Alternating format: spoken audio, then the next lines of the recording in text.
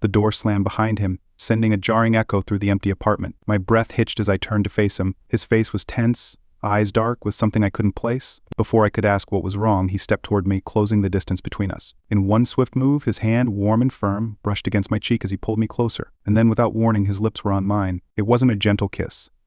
It was urgent, filled with an intensity that I hadn't felt from him in years. My mind raced, trying to process what was happening. This wasn't the man I had known for so long. This kiss felt like a confession, a desperate plea for something. But what I pulled back breathless, my heart pounding in my chest. What was that? I asked, my voice shaky. He didn't answer immediately. Instead, he ran a hand through his hair. His jaw clenched. When he finally spoke, his voice was barely above a whisper. "We need to talk." Those 4 words sent a chill down my spine. I'd heard them before, but not like this. This wasn't the kind of conversation that ended with an apology or a simple misunderstanding. No, this was something different, something far more complicated. The silence stretched between us, heavy and thick. I could feel the tension building like the air before a storm. I wanted to ask him what was going on, but the words stuck in my throat. Something told me I wasn't ready for the answer. Finally, he met my gaze, and in his eyes I saw something I hadn't expected: guilt, but also a strange sense of longing whatever he was about to say. I knew it would change everything, and it all started with that kiss. The days after that kiss were filled with an unbearable silence. We went through our routines, work, dinner, the usual, but something had shifted. I could feel it in the way he avoided my eyes, in the way his touch lingered just a little too long, like he wanted to say something, but didn't know how. It was a Tuesday evening, and we were sitting at the dinner table, the sound of our forks clicking against the plates, the only thing breaking the silence. He cleared his throat, suddenly making me look up. His face was tense again. That same look from the night he kissed me. "I've been thinking," he said slowly, carefully choosing his words. "What if we tried something different?" I frowned, unsure where this was going. Different. I repeated, my voice edged with curiosity and unease. He nodded, setting his fork down, his eyes locked onto mine. And for the first time in days, he didn't look away. "I've been thinking about us, about what we might be missing. What if we tried something new together?" The vagueness of his words only made me more uncomfortable. I felt the weight of the conversation pressing on my chest. I didn't know what to say, so I just stared at him, waiting for him to continue. My stomach churned with a mix of dread and curiosity. He hesitated for a moment, then leaned in, slightly lowering his voice. "What if we explored something with other people?" The room seemed to grow smaller, the air thicker. I blinked, trying to process what he had just said. It felt like a crack had opened up beneath us, threatening to swallow everything whole. His words hung in the air, heavy and impossible to ignore. I didn't know how to respond. My mind raced, my heart pounded in my chest, but nothing coherent came out of my mouth. "Other people." I finally repeated, my voice barely a whisper. It felt absurd even saying it. He nodded, his expression serious yet oddly calm, as if this idea had been simmering in his mind for a while. "I know it sounds strange, but it's not just about that. It's about us. I think it could bring something new into our relationship, something we're missing." I sat there frozen, trying to process what he was saying. Something we're missing? Are we really missing something? I asked, my voice cracking as I spoke. He reached across the table, taking my hand in his. His grip was firm but gentle. "Carolina, it's not about what's wrong. I just think there's something we haven't explored yet together, something that could bring us closer." I stared at him, feeling like the ground beneath me was shifting. The man I had known for years, the man I had shared everything with, was asking for something I hadn't anticipated. The confusion, the fear, the curiosity, it all collided inside me, leaving me speechless. "We don't have to decide anything now," he added quickly, sensing my hesitation. "I don't want to push you into anything, just think about it. We can talk more when you're ready." I pulled my hand away, the sudden emptiness in the room palpable. "And if I'm not ready, if I can't?" I trailed off. Unable to finish the sentence, he didn't answer right away. His silence said more than words ever could. I stood up, needing space, needing air. "I need to think," I muttered, walking away from the table. As I stepped into the quiet of our living room, I realized that this wasn't just about a decision. It was about us, about whether we could ever go back to the way things were. The decision came without warning, a quiet acceptance that settled over me like the calm before a storm. Weeks passed with tension building between us, neither of us willing to bring up the conversation again. I could feel it, though, lingering between us, unspoken but always present. And then one night, as we sat in the dim light of our bedroom, he spoke again. "Let's take a trip," he said, his voice soft but resolute. "Just you and me, away from everything. We can think about everything there." I didn't answer right away. Part of me wanted to resist, to stay in the safety of our routine, but something deeper, a quiet curiosity, maybe nudged me forward, where I asked, trying to keep my voice steady. "There's a house in the mountains. Quiet, secluded," he explained. "We can get away from everything and just talk. No pressure." Something about his tone felt too practiced, as if he had planned it long before this moment. Still, I agreed, telling myself that this trip was a way to reconnect, to understand where we stood before diving into something so uncertain. The drive was long, the winding road stretching out before us. As the sun began to set, the silence between us felt heavier than usual, broken only by the hum of the car engine. I watched the trees blur past my window, lost in thought. What was I doing? Why had I agreed to this? Yet, despite my doubts, I couldn't shake the feeling that I needed to know. I needed to understand why he wanted this so badly. When we arrived, the house was everything he had promised. Isolated, surrounded by towering trees and a view of the distant mountains. It was peaceful but also unnerving. There was no one around for miles, just the two of us and the quiet whisper of the wind through the pines. We settled in quickly, unpacking in silence. I could feel his eyes on me as I moved around the small cabin, but I avoided his gaze. It wasn't until we sat down later that evening with a glass of wine in front of each of us that he finally spoke. "They'll be here tomorrow," he said, his voice low. I froze. "What, who?" "The women," he answered, his tone careful as though he was testing the waters. "They'll be here in the afternoon." I set down my glass, the sound of it clicking against the wood table louder than it should have been. "You already invited them?" I asked, my voice barely above a whisper. He nodded, his gaze steady. "I thought it might be easier this way, less time to overthink, no pressure, though if you're not ready, we can send them away." My heart raised as the reality of the situation sank in. I had thought this trip was about talking things through, but now everything was moving too quickly. They were already coming. I stood up, needing air, needing space to think. The cabin felt too small, too suffocating. "I just need a minute," I muttered, stepping outside onto the porch. The cool mountain air hit me like a wave, and I took a deep breath, trying to steady myself. I could hear the faint sound of the wind rustling the trees, the distant call of some air. But my thoughts were too loud, too chaotic to focus on anything else. What was I doing here? Why had I let it get this far? Part of me wanted to turn around to walk back inside and tell him that it was all too much, that I couldn't do it. But another part of me, the part that had agreed to come here in the first place, kept me rooted to the spot. As the sky darkened and the stars began to appear overhead, I realized something I hadn't admitted to myself until now. No matter how much I wanted to run, a small part of me was curious about what would happen if I stayed, curious about what this might change between us, for better or for worse. I turned back toward the cabin, the soft glow of the light spilling out onto the porch, and took a deep breath. Tomorrow would come whether I was ready or not. The next day came too quickly. I woke up with a knot in my stomach, unsure of how the day would unfold. My husband was already up, moving around the kitchen like it was any other morning, but it wasn't. Today was different, and we both knew it. I sat quietly sipping my coffee, trying to ignore the ticking clock on the wall. It felt like I was waiting for something inevitable, something I couldn't stop even if I wanted to. The air in the cabin was thick with unspoken tension, and every movement felt charged, as if we were both holding our breath, waiting for the moment we couldn't turn back from. Around noon, I heard the soft rumble of a car approaching. My heart jumped into my throat. I put my cup down and glanced at my husband, who had stopped moving, his hand gripping the edge of the counter. He didn't look at me. Instead, he stared out the window, watching as the car came to a stop in the driveway. "They're here," he said quietly, more to himself than to me. I stood up slowly, feeling my legs wobble beneath me. I wasn't ready for this, but it was too late now. The doorbell rang, a sound so ordinary yet out of place in the tension-filled silence of the cabin. My husband moved to open it, and I followed, my heart pounding, when the door swung open. There they were, the two women. They smiled warmly, stepping inside like old friends, but I felt anything but at ease. They were both attractive in that effortless way, confident, relaxed, as though they had done this 1,000 times before.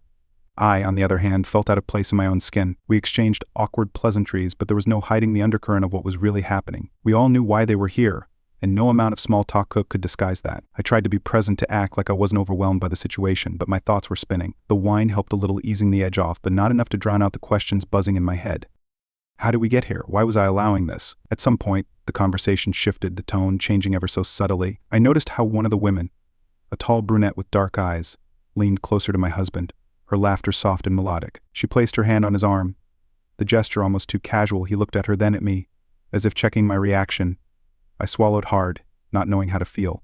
The other woman, a petite blonde, sat beside me, her presence warm but unobtrusive. I felt her watching me, studying me, as if trying to understand where I stood in all of this. Then, without warning, she leaned in closer. Her breath brushed against my cheek as she whispered, "You seem nervous.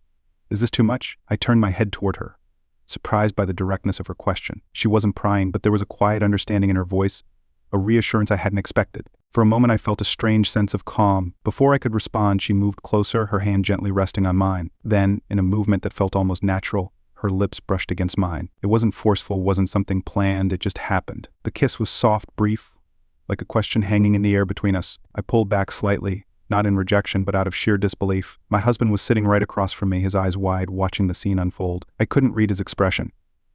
It was a mixture of shock and something else, something I didn't fully understand. But it was too late to stop. Now the line had been crossed and there was no going back. The atmosphere shifted again, this time more tangible, as if we had all silently agreed to continue. The brunette was now leaning into my husband, and from the corner of my eye I saw her tilt her head toward him. He hesitated, glancing at me one more time, but there was no question in his eyes, now just a strange sense of resolution. And then it happened. They kissed. It wasn't hurried or awkward. It was slow, deliberate, like they had all the time in the world.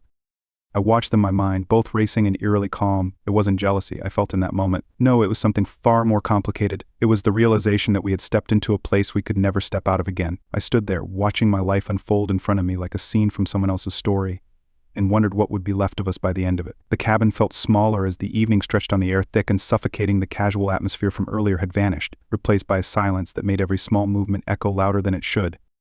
The women moved through the space easily like they belonged here, but I felt like an outsider in my own life, watching something unfold that I couldn't control. I sat at the table watching the others. My husband and the brunette sat on the couch closer than before, their shoulders almost touching. The blonde who had kissed me earlier lingered nearby, her eyes flicking between me and the scene on the couch. I could feel her trying to gauge how I was handling this, but I wasn't sure myself. Every thought I had was tangled up in confusion, fear, and something else I couldn't name. The fire crackled softly in the fireplace, but it didn't warm me. My skin felt cold, my heart racing as I struggled to decide if I was okay with any of this. It wasn't about the kiss anymore.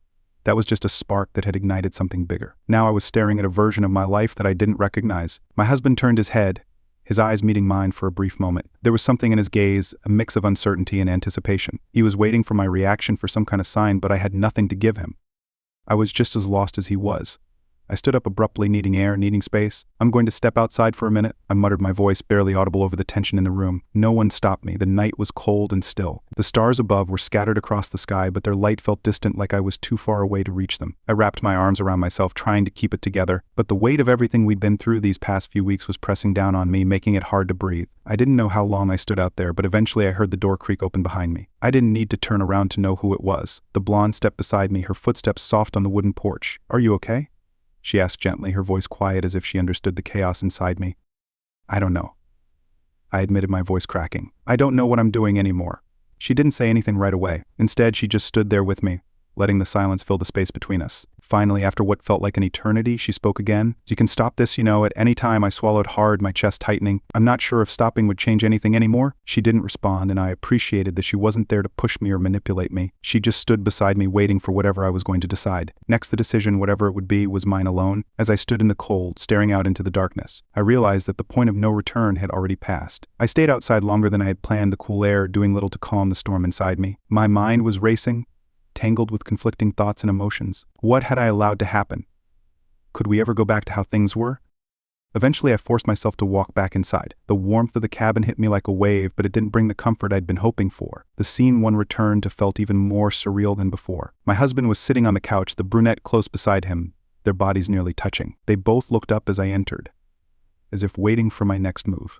I sat down slowly at the edge of the room, keeping some distance between myself and the others. The blonde, who had been so gentle with me outside, took a seat near me but didn't speak. She just watched, and it was clear she could sense the unease that had settled over everything. The silence stretched out thick and awkward until finally my husband broke it. "Carolina," he said softly, his voice careful, "we don't have to continue if you're not ready." But the way he said it, with his eyes flicking toward the brunette, made it clear he was hoping for a different answer. I glanced between them, feeling the weight of the situation pressing down on me. I knew that this had gone too far already. We were past the point of pretending things would return to normal. I thought back to the conversation we had weeks ago, the subtle hints that led us to this moment. How had it spiraled out of control so quickly? The brunette shifted, leaning slightly toward him, her hand lightly resting on his arm. It was such a small gesture, but it hit me like a punch to the gut. I couldn't sit here and watch this unfold any longer. I felt like I was being pushed out of my own life, watching from the sidelines as everything I thought I understood slipped away without thinking. I stood up again, feeling the weight of the moment, heavy in the pit of my stomach. My voice was shaky, but I managed to say, "I can't do this. I thought I could, but I can't." The words came out quicker than I'd intended, and once they were spoken, they hung in the air irreversible. My husband's expression shifted, disappointment flickering across his face. He opened his mouth to say something, but I didn't want to hear it. I was done trying to reason through this, done pretending that the situation was okay for me. "I'm going to leave," I said, my voice stronger this time. I could feel the tears stinging at the back of my eyes, but I refused to let them fall. I couldn't stay here, not like this. The blonde stood as well, stepping toward me. "You don't have to go," she said softly, her voice calm but firm. "You can take a moment, breathe, and come back when you're ready." But I wasn't ready, and I doubted I ever would be. "No," I whispered, shaking my head, "I can't." I turned toward the door, every step feeling like a mile. As I reached for the handle, I heard my husband's voice behind me. It was soft, almost pleading. "Carolina, please don't go like this. We can figure this out." But his words felt hollow, like they were coming from someone I didn't recognize anymore. I paused for a second, my hand still on the door. Part of me wanted to turn around to look at him and find some piece of the man I thought I knew, but I didn't. I couldn't. I opened the door and stepped out into the cold night again, the chill biting at my skin reminding me that I was still here, still real. As I walked away from the cabin, from everything I had known, I felt a strange mix of relief and loss. The drive home was quiet, too quiet. The weight of everything that had happened pressed down on my chest, making it hard to breathe. The cabin, the women, the kiss. It all felt like a strange dream, one I couldn't quite shake off, but the pit in my stomach reminded me it was all real. And now, as I approached our house, I wasn't sure what to do next.